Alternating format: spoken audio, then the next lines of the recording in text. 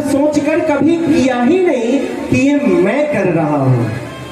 हमने सदैव यही सोचा कुछ भी किया तो ये कन्हैया कर रहा है मेरे लिए, मैं स्वयं तो कुछ करता ही नहीं, स्वयं को करता माना ही नहीं, क्योंकि अपना संपूर्ण जीवन उस मुरली वाले के हवाले कर देना। अच्छा, जब तक तुम्हारे हृदय में संशय है तब तक वो नहीं आता। द्रौपदी का वस्त्र हरण हो रहा महाभारत में, द्रौपदी को सबसे पहले स्वयं पर विश्वास था। मैं क्षत्राणी हूं, द्रुपद जैसे राजा की पुत्री हूं, अग्नि से जन्म ली मैं, याज्ञसेनी हूं, कोई मेरा वस्त्र कैसे हरण कर सकता है। उसने कन्हैया को नहीं पुकारा, स्वयं कोशिश की तो कन्हैया नहीं आए। फिर उसका विश्वास अपने 5 पतियों पर था। मैं महारथी भीम अर्जुन जैसे विश्व विजेताओं की पत्नी हूं, कोई मेरे वस्त्र पर हाथ कैसे लगा सकता है।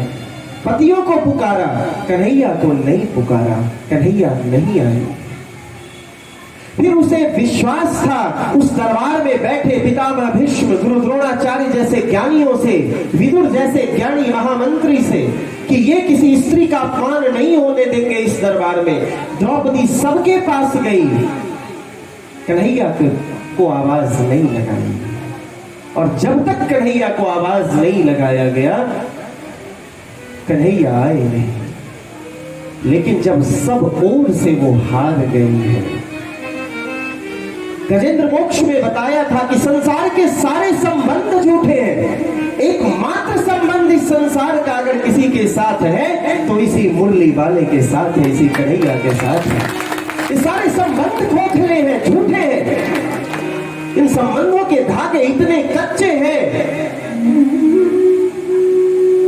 कि गजेंद्र जब मरने लगा तो पत्नी मरता हुआ छोड़कर चली गई, पुत्र मरता हुआ छोड़कर चला गया, मित्र मरता हुआ छोड़कर चले गए, भाई मरता हुआ छोड़कर चले गए। कन्हैया को याद किया तो आते हैं। यहां द्रौपदी ने सबको पुकारा बारी बारी से, सबको आवाज दी कि कोई तो आओ, एक स्त्री की लाज जा रही है।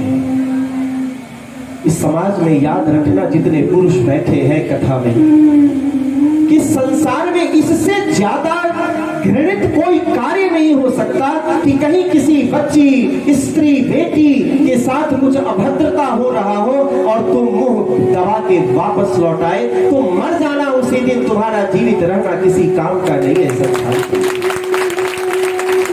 कभी देखना कि किसी स्त्री के साथ, किसी बच्ची के साथ कोई अन्याय कर रहा है तो अपने पूरे सामर्थ्य के साथ उसका विरोध करना, तब तो मर्दानगी वाली बात होगी। संसार में इससे बड़ा कोई धर्म नहीं कि स्त्रियों का सम्मान कर सके, बेटियों को सुरक्षित रख सके। द्रौपदी ने सबको पुकारा।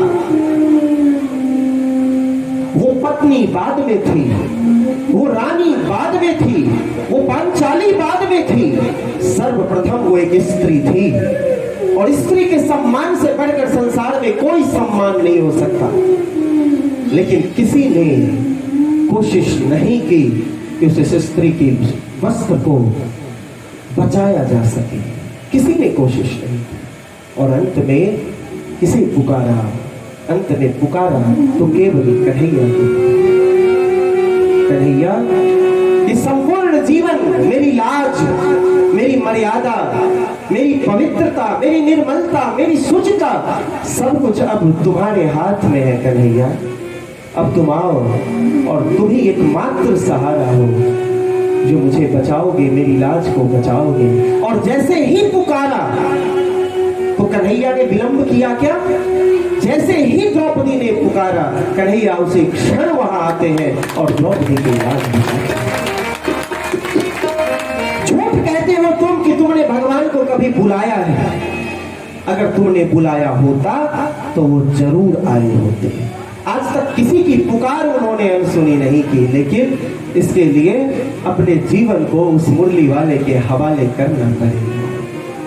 जीवन है तेरे हवाले मुरलिया वाले।